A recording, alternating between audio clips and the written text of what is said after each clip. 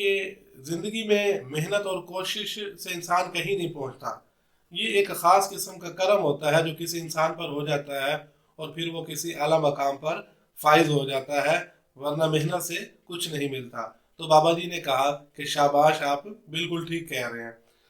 ساتھ بیٹھا دوسرا مرید جو ہے وہ بھی بڑا باوقار ہے، اور وہ اس بات پہ فوراً بابا جی سے کہتا ہے کہ نہیں، ایسا نہیں ہو سکتا. انسان کو وہی کچھ ملتا ہے جس کی وہ محنت کرتا ہے، جد و جہد کرتا ہے، جس کے وہ آرڈر پر چلتا ہے اور ایک پیٹرن پر چلتا ہے. پیغمبروں کو بھی ایک پیٹرن پر چلنے کا حکم دیا گیا اور پھر وہ جا کے کسی مقام پر پہنچے. تو بابا جی نے کہا شاباش، آپ بھی ٹھیک کہہ رہے ہیں.